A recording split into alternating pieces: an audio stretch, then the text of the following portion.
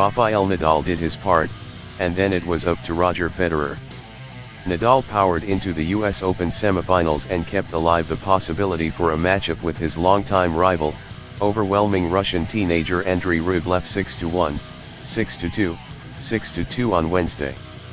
The top-seeded Nadal wrapped up the rout in just over 90 minutes, then waited to see if he would finally face Federer in the only Grand Slam tournament where they have never met. Federer was to play number 24 seed Juan Martin del Potro later Wednesday in a matchup of former champions. This is the sixth time at the US Open that Nadal and Federer have each been one victory away from a matchup of the men who own the most Grand Slam titles. If it's Roger Federer, of course I am excited to play that match, and of course it's special to play against him here in New York for the first time in our career, Nadal said. That's something that didn't happen before and is something strange, because we played a couple of times in all the important events of the world, so we'll be excited and I will be very excited to play that match, of course. He looked ready for Federer or anyone else, breaking the 19-year-old Rublev serve 7 times.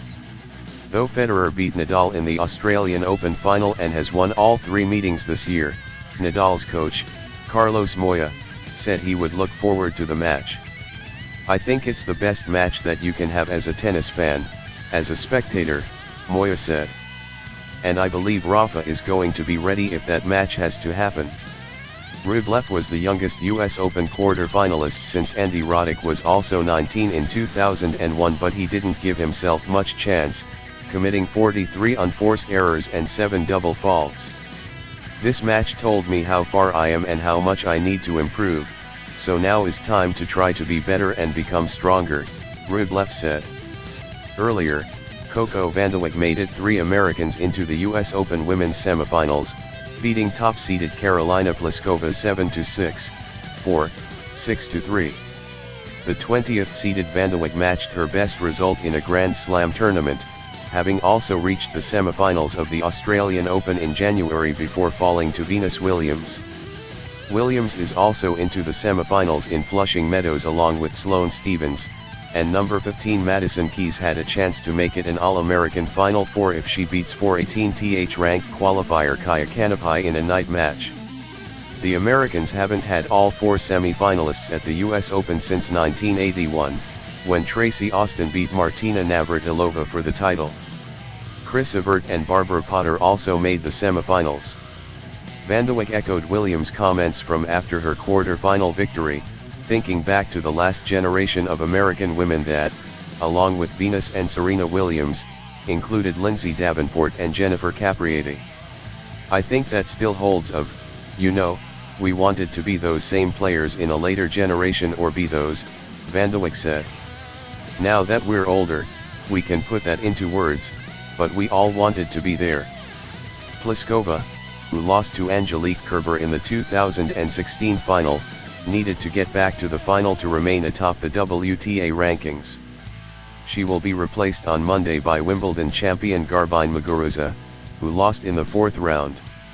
I think I had quite high expectations, and obviously I knew I had quite an okay draw, so there was nobody, unbeatable for me, Pliskova said.